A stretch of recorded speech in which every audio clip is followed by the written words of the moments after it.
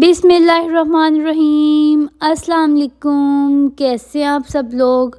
उम्मीद है कि आप सब लोग खैरियत से होंगे। अल्लाह पाक आपके रिज़्क़ में और आपके घरों में ढेर सारी बरकत डाले और जो भी मुश्किलात और हाजात हैं वो नबी पाक सल्लल्लाहु अलैहि वसल्लम के वसीले से पूरी हो जाएं और हमारे फ़लस्तीनी बहन भाइयों पर जो मुश्किल वक्त आया हुआ है वो भी जल्द अज जल्द टल जाए।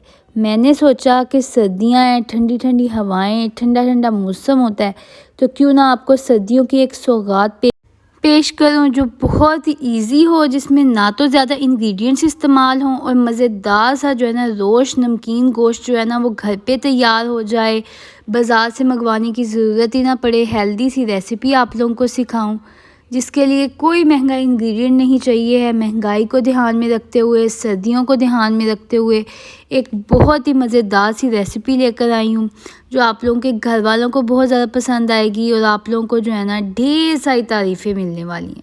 तो ज़्यादा टाइम नहीं वेस्ट करते हैं और चलते हैं अपनी रेसिपी की तरफ। बिस्मिल्लाहिर्रहमानिर्रहीम। मैंने लिया था 1 किलो मटन और उसको जो है ना अच्छे तरीके से धो लिया था ताकि कोई भी एक्सेसिव ब्लड है तो वो उतर जाए। साथ साथ जो है मैंने लिए थे 2 टमाटर, उनको भी अच्छे तरीके से धो लिया था। 10 से 12 सब्ज़ मिर्चें ली थी, उनकी डंडियाँ अलग कर ली थी। 6 से 7 जो है बड़े लहसुन के जवे लिए थे और 7 जो है ना अदरक लिया था, उसको अच्छे तरीके से छील लिया था। आप लोग देख सकते हैं टाइम ना वेस्ट हो इसलिए मैंने अपने तमाम तरह इंग्रेडिएंट्स को जो है ना वो तैयार करके रख लिया था। जो हरी मिर्चें होती हैं इनमें विटामिन सी कूट कूट के भरा होता है और रही बात अदरक की तो ये वैसे ही वेट लॉस में बहुत हेल्पफुल होता है और साथ साथ सर्दियों में वैसे ही फ्लू और जो नज़ला ज़ुकाम होते हैं उनके लिए बहुत अच्छा होता है। स्टेप नंबर 2 के अंदर मैंने अपने मटन को जो है कुकर के अंदर डाल दिया था और अब मैं तमाम तरह इंग्रेडिएंट्स को जो है ना वो भी ऐड कर दूँगी। सबसे पहले मैंने टमाटर ऐड किए थे अच्छे तरीके से धोकर ताकि कोई भी डस्ट ना हो। उसके बाद मैंने लहसुन भी इसके अंदर ऐसे ही ऐड कर दिया था, फिर मिर्चें भी ऐड करनी थी क्योंकि उनकी डंडियाँ तो पहले ही रिमूव कर दी थी। अदरक ऐड कर दिया था, उसकी खुशबू में मज़ीद इजाफ़ा करने के लिए उसके अंदर जो है मैंने दालचीनी भी ऐड कर दी थी। छोटे छोटे पीसीस थे, 2 इंच का टुकड़ा आप कह सकते हैं, इतनी सी दालचीनी ऐड की थी। उसके बाद मज़ीद जायके को बढ़ाने के लिए 1 चम्मच जो है मैंने इसके अंदर नमक ऐड किया था क्योंकि बहुत मज़ेदार सा नमकीन गोश्त बन रहा था तो बस इसके अंदर हम काली मिर्च और नमक का इस्तेमाल करेंगे तो 1 जो है ना टीस्पून मैंने काली मिर्च का ऐड कर दिया था। साथ साथ 1 गिलास पानी ऐड किया था और खुशबू को बढ़ाने के लिए इलायची भी ऐड कर दी। फिर मैंने 5 मिनट के लिए प्रेशर कुकर लगा दिया था और जो है ना मेरा मटन अच्छे तरीके से गल गया था। उसके बाद मैंने उसे फ्राइंग पैन में निकाल लिया, थोड़ा सा उसके अंदर पानी ऐड कर दिया था, थोड़ा सा बस उसके अंदर ऑयल ऐड कर दिया था ताकि अच्छे तरीके से जो है ना ये गल जाए, कहीं से भी कच्चा ना रह जाए और तमाम जो मैंने मसाले डाले हैं ना उनका भी टेस्ट इसके अंदर आ जाए। ये आप लोग देख सकते हैं जी, माशाल्लाह माशाल्लाह कितना अच्छा इसका जो है ना वो कलर आया है।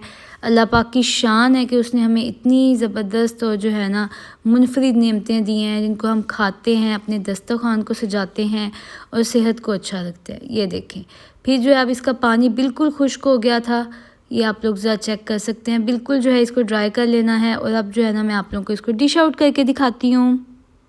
और ये देखें जी, अब हमारा नमकीन गोश्त जो है वो तैयार हो गया है, उसका जो है पानी बिल्कुल ड्राई हो गया था, मैंने उसे डिश आउट कर लिया है। आप लोग देख सकते हैं मटन जो होता है वो सेहत के लिए बहुत अच्छा होता है। इसके अंदर नायासिन होता है, विटामिन B6 होता है, साथ साथ इसके अंदर जिंक की एक बड़ी मिकदार मौजूद होती है और जो एसेंशियल फैटी एसिड्स होते हैं वो भी कूट कूट के भरे होते हैं जो कि हेल्थ के लिए बहुत ज़्यादा अच्छे होते हैं। और हमें मटन का अपनी डेली नहीं तो वीकली रूटीन में तो ज़रूर इस्तेमाल करना चाहिए। ये देखें, अल्लाह पाक की शान है कि उसने हमें रंगारंग नेमतें दी जिससे हम अपने दस्तरखान को सजाते हैं।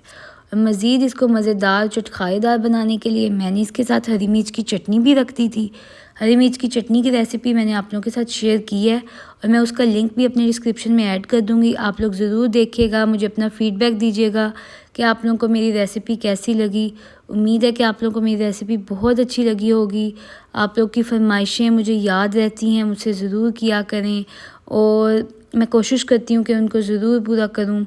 मेरे चैनल को ज़रूर सब्सक्राइब कीजिएगा, फैमिली फ्रेंड्स के साथ शेयर कीजिएगा, कमेंट सेक्शन में ज़रूर अपने फ़ीडबैक का इज़हार कीजिएगा क्योंकि इससे मुझे और ज़्यादा तक़वियत मिलती है कि और मज़े मज़े के खाने बनाऊँ और आप लोगों की तारीफ़ें लूँ। तब तक के लिए मुझे दीजिए इजाज़त। अल्लाह।